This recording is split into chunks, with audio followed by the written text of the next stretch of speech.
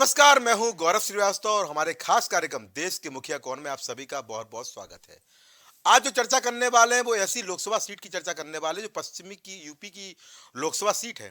राजनीति में कम रहती है, अपने औद्योगिक नजरिए से बहुत महत्वपूर्ण है और सबसे महत्वपूर्ण बात है कि राजनीतिक व्यवस्थाओं में चर्चा में कम होने के बावजूद भी ये सियासी तौर पर बहुत महत्वपूर्ण सीट है। तो कौन सी सीट है, क्या है इसका भूगोल, क्या है इतिहास और क्या है समीकरण, देखिए हमारी खास रिपोर्ट। हाथरस लोकसभा क्षेत्र का चुनावी रण, सुरक्षित सीट का पूरा हाल हिसाब, इतिहास ही नहीं जानेंगे भूगोल भी, जातीय समीकरणों का होगा विश्लेषण, किसने भरा दम और किसका रहा गढ़। सेंगर, इशन और करवन नदी से सिंचित दोआब का मैं प्रमुख क्षेत्र हाथरस हूँ। मेरा इतिहास श्री भूरी सिंह के बाद शुरू होता है, जब उनके पुत्र राजा दयाराम को 1775 सीई में ताज पहनाया गया था। 1784 में सिंधिया शासक माधवराव सिंधिया ने हथत्रों के क्षेत्र में अपना शासन स्थापित किया। मैं पौराणिक, सांस्कृतिक और ऐतिहासिक पृष्ठभूमि का अच्छा मिश्रण हूँ। मैं ब्रज की देहरी के नाम से जानी जाती हूँ, क्योंकि मैं ब्रज क्षेत्र की गोद में स्थित हूँ। एक और कहावत के मुताबिक भगवान महादेव अपनी पत्नी देवी पार्वती के साथ छोटे भगवान कृष्ण के दर्शन के लिए ब्रज धाम की यात्रा कर रहे थे। ब्रज पहुंचने से पहले देवी पार्वती ने अपनी प्यास बुझाने और जंगल में कुछ आराम करने के लिए पास के एक स्थान पर विश्राम किया। बाद में उस स्थान पर देवी हाथरसी का एक मंदिर बनाया गया। इस प्रकार मैं प्रसिद्ध रूप से हाथरस कहलाया। मैं वास्तव में कब बनाया गया, मुझे किसने बनाया, इसका उल्लेख कहीं नहीं मिलता। किलों के कुछ खंडहर, कुछ बौद्ध और जैन मूर्तियां और अन्य पुरातात्विक साक्ष्य शहर की ऐतिहासिक विरासत की गवाही देते हैं। ये कहा जा सकता है कि विभिन्न अवधियों में हाथरस पर कुषाणों, गुप्तों, शुंगों, मराठों, राजपूतों, मुगलों, जाटों और अंततः 1947 तक औपनिवेशक काल के दौरान अंग्रेजों ने शासन किया। 1997 में राज्य की तत्कालीन मुख्यमंत्री मायावती ने मुझे जिले के तौर पर मान्यता दी और महामाया नगर का नाम दिया।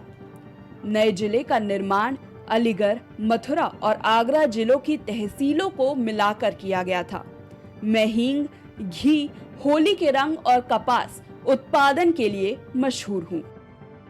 मेरे सुनहरे इतिहास के साथ साथ मेरा संसदीय इतिहास भी काफी दिलचस्प रहा है। देश के पहले और दूसरे चुनाव तक मैं अलीगढ़ लोकसभा क्षेत्र का हिस्सा हुआ करता था। इसीलिए देश के पहले चुनाव में मेरे यहाँ कांग्रेस के चांद सिंघल औप नरदेव स्नातक सांसद चुने गए। 1957 में दूसरे लोकसभा चुनाव में मेरे यहाँ कांग्रेस के ही नरदेव स्नातक और जमाल ख्वाजा सांसद निर्वाचित हुए। 1962 में हाथरस लोकसभा क्षेत्र के तौर पर हुए पहले चुनाव में मेरे यहाँ कांग्रेस के नरदेव स्नातक के साथ रिपब्लिकन पार्टी ऑफ इंडिया के ज्योति स्वरूप सांसद निर्वाचित हुए।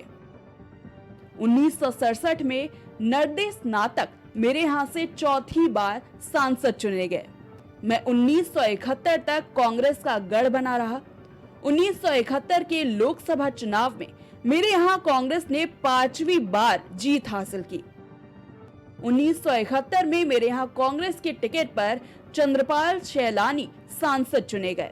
1975 में इमरजेंसी के बाद मेरे मतदाता कांग्रेस से बागी हो गए और इंदिरा विरोधी लहर में मेरे यहाँ जनता पार्टी ने पहली बार खाता खोला। इस बार जनता पार्टी के टिकट पर राम प्रसाद देशमुख मेरे सांसद चुने गए। 1980 आते मेरे यहाँ के पूर्व सांसद चंद्रपाल शैलानी जनता पार्टी के लिए हो लिए। देश के कई हिस्सों में कांग्रेस के खिलाफ लोगों का गुस्सा कम हो चुका था, लेकिन मेरे यहाँ बरकरार था। लिहाजा 1980 में जनता पार्टी के टिकट पर चंद्रपाल शैलानी मेरे यहाँ दूसरी बार सांसद चुने गए। 1984 में मेरे यहाँ आखिरी बार कांग्रेस ने वापसी की। इस बार कांग्रेस के टिकट पर पूरन चंद चुनाव जीतने में सफल रहे। 1989 में जनता लहर के दौरान मैं फिर सोशलिस्ट दलों के खाते में गई। इस बार मेरे यहाँ जनता दल के टिकट पर बंगाली सिंह सांसद चुने गए। 1991 की राम लहर से मैं बीजेपी का मजबूत गढ़ बन गई। 1991 में मेरे यहाँ बीजेपी के टिकट पर पहली बार लाल बहादुर रावल लोकसभा पहुंचे। इसके बाद 1996, 1998 और 1999 में मेरे यहाँ बीजेपी के किशन लाल दिलेर ने जीत की हैट्रिक लगाई। 2004 में मैं बीजेपी के हाथ से निकली और इस बार मेरे यहाँ रालोद ने खाता खोला और रालोद की सारिका बघेल मेरे यहाँ से सांसद निर्वाचित हुई। 2014 की मोदी लहर में मेरे यहाँ बीजेपी ने फिर वापसी की। इस बार बीजेपी के राजेश दिवाकर मेरे सांसद चुने गए। 2019 की मोदी लहर में बीजेपी ने फिर जीत हासिल की। इस बार मेरे यहाँ से राजवीर सिंह दिलेर सांसद चुने गए। 1962 से लेकर 2024 तक मेरे यहाँ हुए कुल 15 चुनावों में सबसे ज्यादा 7 बार बीजेपी ने जीत दर्ज की है। वही 4 बार मेरे यहाँ कांग्रेस ने जीत हासिल की है। इसके अलावा 4 बार ही सोशलिस्ट दलों ने जीत हासिल की है। राज्य के प्राचीन शहरों में गिना जाने वाला हाथरस अलीगढ़ डिवीजन का ही हिस्सा है। 2011 की जनगणना के मुताबिक मेरी कुल आबादी 15,64,708 है। मेरी साक्षरता दर करीब 63% के करीब है। यूपी की लिंगानुपात 912 के मुकाबले मेरे यहाँ प्रति 1000 पुरुषों पर 880 महिलाएं हैं। मेरे यहाँ कुल 17,58,927 है, जिनमें महिला मतदाता 7,88,925 और पुरुष मतदाताओं की संख्या 9,69,908 है। पश्चिमी उत्तर प्रदेश की महत्वपूर्ण लोकसभा सीटों में से एक हाथरस सुरक्षित सीटों में यूपी विधानसभा की कुल 5 सीटें आती हैं। इनमें छर्रा, इगलास, हाथरस, सादाबाद और सिकंदराबाद सीटें शामिल हैं। इनमें छर्रा और इगलास अलीगढ़ जिले में आती है, जबकि बाकी तीनों सीटें हाथरस जिले की हैं। इनमें से हाथरस और इगलास अनुसूचित जाति के लिए आरक्षित हैं। 2022 के विधानसभा चुनाव में यहां की 4 सीटों पर बीजेपी और 1 सीट पर लोकदल का कब्जा रहा था। सादाबाद वो सीट है जिस पर रालोद के प्रदीप कुमार सिंह ने जीत हासिल की है। वही छर्रा से बीजेपी के रविंद्र पाल सिंह, इगलास सुरक्षित सीट से बीजेपी के राजकुमार सहयोगी, हाथरस सुरक्षित सीट से बीजेपी के अंजला मोहल विधायक हैं। वही सिकंदराऊ से बीजेपी के वीरेंद्र सिंह राणा विधायक हैं। सपा, बसपा और कांग्रेस यहां अपना खाता तक नहीं खोल पाई थी। पश्चिमी यूपी की महत्वपूर्ण लोकसभा सीट पर जाट वोटरों का खासा प्रभाव रहा है। पिछले करीब 2 दशक से यहां बीजेपी का वर्चस्व रहा है। मेरी सीट पर मुस्लिम जाट समीकरण ही हावी रहता है। अगर मेरे यहाँ के जातीय समीकरणों की बात की जाए तो मेरे क्षेत्र में जाटवों की तादाद सबसे ज्यादा है। जाटव मतदाताओं की संख्या मेरे यहाँ 2,75,000 है। इसके बाद मेरे यहाँ ठाकुर मतदाता आते हैं। उनकी संख्या 2.25 लाख के करीब है।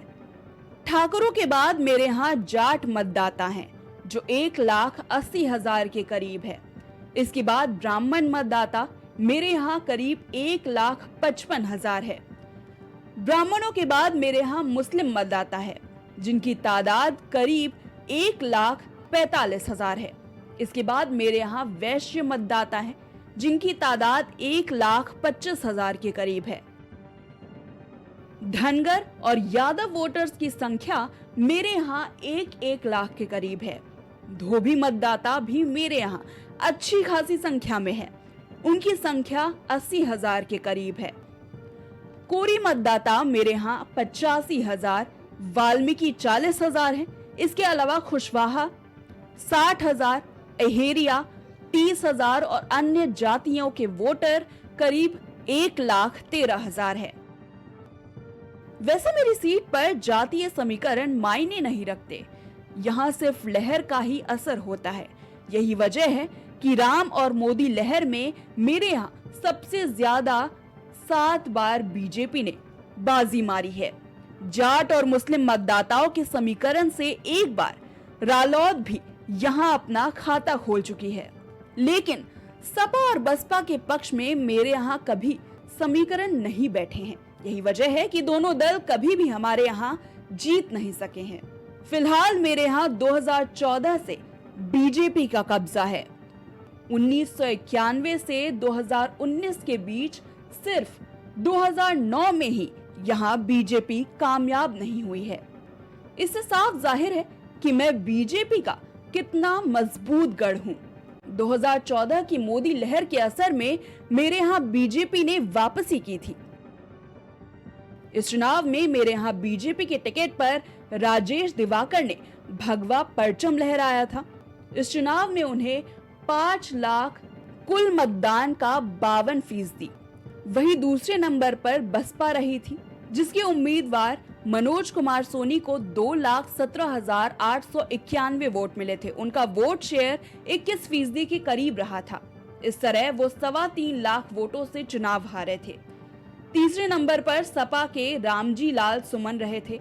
उन्हें 1,80,891 वोट मिले थे, जो कुल मतदान का 17% ही था। रालोद के निरंजन सिंह धनगर का चौथा स्थान रहा था। उन्हें कुल 86,000 वोट मिले थे।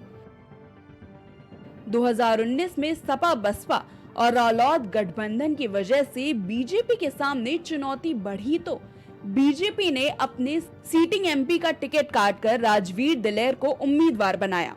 बीजेपी की रणनीति कारगर रही और राजवीर दिलेर चुनाव जीतने में सफल रहे। हालांकि उनका जीत का मार्जिन जरूर कम हुआ, लेकिन वोटिंग परसेंटेज में काफी ज्यादा इजाफा हुआ। राजवीर दिलेर को इस चुनाव में 6,84,299 वोट मिले, जो कुल मतदान का करीब 60% था। उन्होंने सपा उम्मीदवार रामजी लाल सुमन को करीब 2,60,000 वोटों से शिकस्त दी थी। रामजी लाल सुमन को गठबंधन का उम्मीदवार होने के बावजूद 4,24,091 वोट मिले थे। कांग्रेस के त्रिलोकी राम को सिर्फ 26,000 वोट से ही संतोष करना पड़ा था। फिलहाल हाथरस सुरक्षित सीट बीजेपी का मजबूत गढ़ बना हुआ है।